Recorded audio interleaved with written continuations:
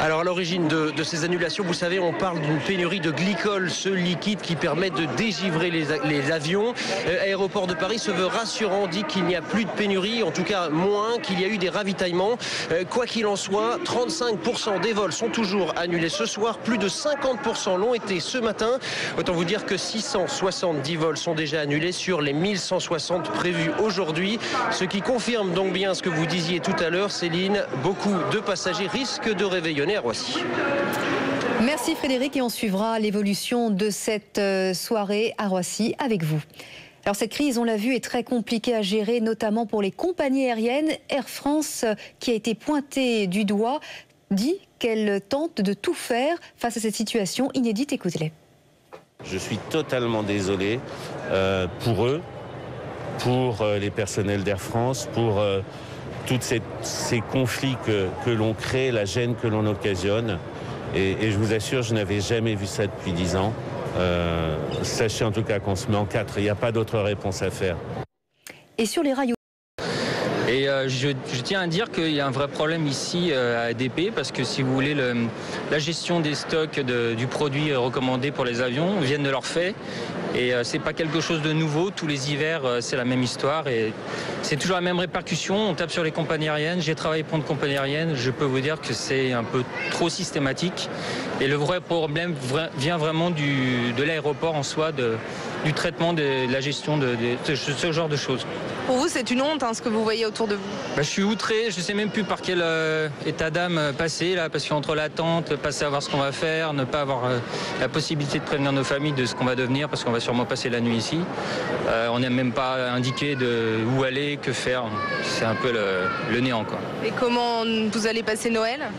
Je pense ici, quelque part, assis par terre, en train d'attendre que quelqu'un nous dise quelque chose parce qu'on n'a pas d'informations. Comment ça se passe pour vous? Ça se passe très mal parce qu'on est là, mon vol a été annulé, je l'ai su 2 heures avant le vol, donc c'est quand même... je pouvais même éviter de venir, comme plusieurs personnes. Et la seule façon de changer le vol avec Air France, c'est de faire la queue. Alors qu'on ne peut pas le faire par Internet. Ce qui me pourrait même... je pourrais même rentrer chez moi. Non, je dois rester ici avec mon fils et peut-être je ne vais même pas partir ce soir. Donc je trouve que c'est pas drôle de passer les Noëls ici, comme ça. Est-ce que c'est ça pour Noël? Comment ça va se passer? Moi je pars pour Venise, j'ai ma famille là-bas qui m'attend et ils ne savent pas si je vais y arriver. Voilà. Mais il faut quand même prévoir. Parce que la neige, il n'y a pas un mètre de neige quand même. On n'est pas au Canada. Qu'est-ce qu'ils font au Canada ou en Suède? Voilà. C'est ma pensée, mon idée. Voilà. Je vous remercie. Merci beaucoup. Merci. Vous l'entendez, les passagers se préparent à passer les fêtes ici et ils risquent d'être très nombreux. Reste à savoir maintenant combien ils seront exactement à devoir passer le réveillon de Noël dans cet aéroport. Alors c'est compliqué, notamment dans le centre, parce que là-bas il y a beaucoup de neige, mais en plus il y a une grève des agents de la SNCF, une grève imprévue qui ralentit un peu plus la circulation des trains. La météo reste donc très capricieuse pour le réveillon de Noël et ce week-end, ça va donc glisser sur les 3/4 du pays. 18 départements sont toujours placés en vigilance orange. Attention à la neige, notamment dans l'est de la France. Et vous le voyez, ces images de Strasbourg, donc, où il neige encore beaucoup là-bas. Là, sur un autre vol, d'autres préfèrent rester là pour obtenir au guichet l'assurance qu'ils auront un autre vol. Et ces gens-là, quand on leur dit le vol il est demain ou après-demain, ils sont évidemment très déçus. Certains ne peuvent pas rentrer, certains préfèrent rester là et on essaie de les héberger s'ils ne peuvent pas être accueillis en hôtel. C'est à eux que nous pensons pour ce soir. On voudrait éviter que des gens passent leur réveillon ici, c'est évident. Nous retournerons à l'aéroport parisien de Roissy-Charles de Gaulle où un tiers des vols ont été annulés. Résultat, des passagers risquent fort de passer leur réveillon de Noël dans l'aérogare. Et une bonne note pour l'instant, l'aéroport de Paris explique que normalement la situation devrait revenir à la normale ce soir.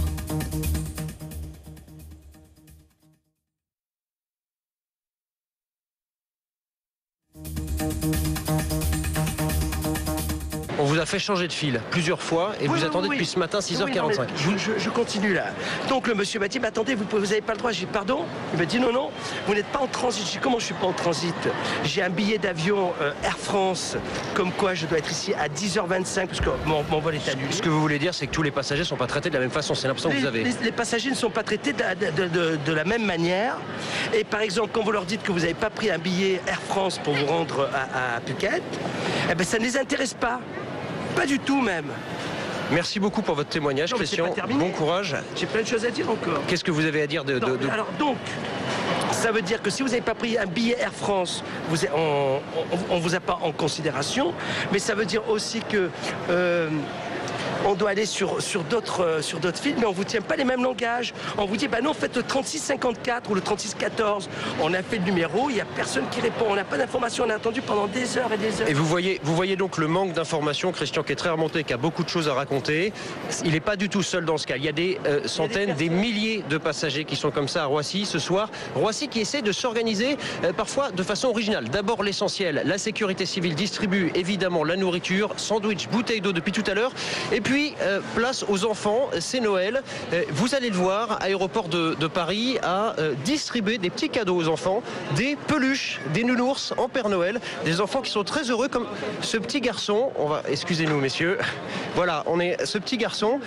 Est-ce que je peux t'emprunter ton nounours pour le montrer? Merci beaucoup. Voilà l'initiative d'Aéroport de Paris qui en a distribué des dizaines. Et tous les petits-enfants de cette file d'attente ont leur petit Père Noël. Et puisque c'est Noël, sachez aussi qu'une messe de minuit aura lieu dans l'aéroport. Aujourd'hui, elle est prévue à 20h30 dans la chapelle du terminal 2E. Eh bien, vous me le demandiez tout à l'heure, effectivement, tout de même, des milliers de voyageurs ne pourront pas partir. On attend 4000 personnes dans les hôtels et 800 personnes devraient passer la nuit dans l'aéroport. Alors ADP assure faire le maximum pour que ce réveillon se passe le mieux possible malgré la situation. Et écoutez le directeur de Roissy. Nous faisons vraiment tout ce qui est possible avec les services de l'État et avec les compagnies aériennes pour éviter que des passagers doivent rester cette nuit dans les terminaux. Nous avons aujourd'hui offert de la restauration dans l'après-midi à un certain nombre de passagers et nous offrirons des cadeaux aux enfants. Nous essayons vraiment de faire le maximum pour que ce soit Noël, même si quelques passagers devaient rester sur l'aéroport cette nuit. Après la pagaille et la polémique, à Roissy, le trafic est redevenu normal, mais compagnies et aéroports se renvoient la balle. Les pouvoirs publics devraient jouer les arbitres, mais restent prudents. La ministre de l'écologie et des transports évoque une mission d'inspection. Explication de Margot de Frouville. Après la pagaille de ces derniers jours, il faut désormais trouver un responsable. Pas de trêve en ce jour de Noël, tout le monde a fait le déplacement. Objectif, réfuter les accusations de mauvaise gestion. Air France a une opinion, je n'ai pas la même, je ne vous le cache pas, mais vous n'allez pas obtenir de moi le moindre début de commencement de polémique. Pourtant, la polémique est déjà là. Hier, Air France a mis en cause Aéroport de Paris pour ses difficultés d'approvisionnement en produits dégivrants. Deuxième manquement en cause, l'absence d'information et d'assistance aux passagers. De son côté, la ministre de l'écologie, Nathalie Kosciusko-Morizet, préfère viser les compagnies low cost. On a en plus des compagnies, en particulier certains low cost, qui en fait, de toute façon, ne font pas de suivi et d'assistance aux passagers en situation de crise. Et c'est vrai qu'on a vu quelques passagers vraiment en déshérence. Définir les responsabilités de chacun pour éviter de nouvelles perturbations, tel sera l'objectif de la mission d'inspection. Pour la seule journée d'hier, 30 000 passagers ont été victimes d'annulations ou de retards. C'est un retour à la normale qui se profile ici à l'aéroport Roissy-Charles de Gaulle. Un peu de monde tout de même pour un matin de Noël. Hors devant le comptoir d'Air France, quelques mécontents encore.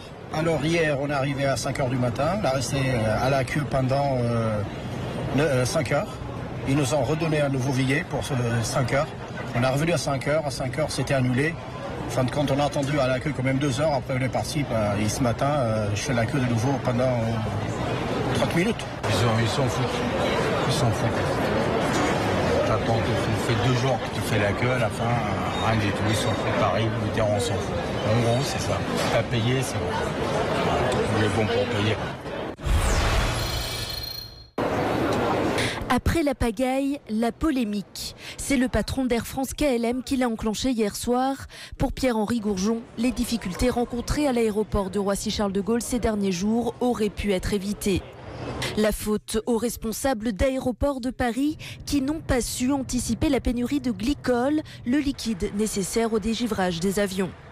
Il est surprenant et peu admissible qu'un aéroport tel que Roissy-Charles de Gaulle ait ce problème d'approvisionnement. C'est un cas isolé en Europe. Des accusations réfutées par le secrétaire d'État au transport, Thierry Mariani. Pour lui, la crise aurait été plutôt bien gérée. Je dis simplement qu'il y a eu de fortes tensions sur ce produit, que dans la matinée est arrivé un avion des États-Unis, d'Atlanta, je crois, ou de Charlotte, que les poids lourds sont arrivés dans l'après-midi d'Allemagne avec du glycol et que d'autre part, les annulations qui avaient été faites à l'avance ont permis qu'en réalité, l'aéroport ne s'est jamais trouvé en rupture de glycol, mais ça a été extrêmement juste. Et les responsables d'ADP, à ce niveau-là, ont bien réagi. Et Thierry Mariani rappelle que les difficultés d'approvisionnement ont concerné plusieurs autres aéroports européens. En début de semaine, tous les vols au départ de Bruxelles en Belgique avaient notamment été annulés pour cause de pénurie de glycol. Chasse-neige de rigueur sur les pistes de l'aéroport de Bruxelles. À cause de la neige, une seule piste était praticable. De nombreux vols ont donc été annulés et des centaines de passagers ont passé Noël à l'aéroport. Et en Allemagne, où la neige est tombée en quantité. La circulation des trains est perturbée et de nombreux accidents ont eu lieu sur les routes allemandes. Dans les aéroports, en revanche, le trafic est quasi normal. À Berlin, nous avons pu faire décoller et atterrir 90% de nos avions. Et c'est un très bon chiffre. Peut-être que comme nous sommes plus à l'Est, nous sommes plus habitués à ces conditions climatiques que nos collègues de Londres ou de Paris. À Roissy, pas moins de 20 000 valises et sacs attendent de retrouver leurs propriétaires. La neige n'a pas simplement perturbé le trafic. L'annulation des vols a entraîné un excédent de bagages. Frédéric Crotta, Alain Locasio. Elle était venue passer Noël en famille en France, mais depuis le 23 décembre dernier, cette touriste canadienne vit un cauchemar. À son arrivée à Roissy, aucune de ses valises sur le tapis roulant. Je suis arrivée à Paris vers 16h, mais depuis je cherche mes bagages, je ne les trouve pas. Je ne sais pas où sont mes bagages, je n'ai rien depuis. Et comment vous faites alors? Rien, j'ai pris les vêtements de ma petite sœur, c'est ce que je porte, mais je n'ai pas de bagages. Elle est loin d'être la seule dans ce cas. Il y aurait de 15 à 20 000 valises toujours en souffrance à Roissy depuis la dernière vague de froid, sans compter les bagages égarés dans les correspondances. Tenter d'obtenir des nouvelles de ces bagages n'est pas de tout repos pour les nerfs. Marie-Noël et sa sœur seront renvoyés d'un bureau à l'autre une bonne partie de l'après-midi. Ni Air France ni Aéroports de Paris n'ont souhaité s'exprimer. Quant à Marie-Noël, elle n'obtiendra rien de neuf concernant ses effets personnels. Infernal. Est-ce vraiment 10 cm de neige qui a foutu le bordel comme ça? Je ne suis pas sûre, parce que ce n'est pas normal. À Montréal, on a 30 cm, 40 cm, mais on continue à fonctionner, donc ce n'est pas normal. Marie-Noël doit repartir le 5 janvier prochain, mais il n'est pas sûr que ce soit avec ses valises. Décembre n'est pas encore terminé, qu'il est déjà classé par Météo France comme le plus froid depuis 40 ans. Regardez la carte, méfiez-vous des températures qui remontent légèrement la nuit prochaine. Il fera tout de même -5 à Dijon et à Metz et -6 à Strasbourg. Le froid est là pour plusieurs semaines.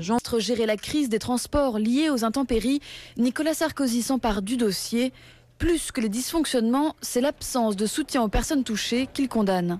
On peut comprendre que le service soit perturbé par les aléas climatiques, mais pas que les usagers aient le sentiment d'être abandonnés, sentiment qu'ils ont pu éprouver à plusieurs reprises. Il ne s'agit pas de nous équiper en matériel coûteux qui ne servirait qu'en très rares occasions, mais la situation de désorganisation que nous avons ponctuellement pu connaître ces dernières semaines n'est pas acceptable. Il y a 10 jours, la Commission européenne avait condamné la paralysie des transports aériens un peu partout en Europe. Bruxelles avait même évoqué la mise en place d'un service minimum dans les plus grands aéroports. Alors, où trouver du glycol? Eh bien, en ce moment, on en a fait venir 20 tonnes des États-Unis. 20 tonnes, ça fait seulement 20 appareils. Et on fait venir des camions d'Allemagne. Donc, comme quoi, la situation, malheureusement, va rester assez tendu. Air France nous disait justement tout à l'heure, on va tout faire pour que nos passagers n'aient pas à revivre ce qu'ils ont vécu ces 3 derniers jours. Parce qu'on a vu des individus qui roulaient sans permis. Parce qu'on a vu des hommes d'affaires trouver leur bonheur dans seulement 10 mètres carrés. Je suis là. Parce qu'on a vu des couples qui ne supportaient pas d'être séparés plus de 3 secondes. Parce que nous accueillons chaque jour le monde entier, nous améliorons sans cesse notre service. Aéroport de Paris, le monde entier est notre invité.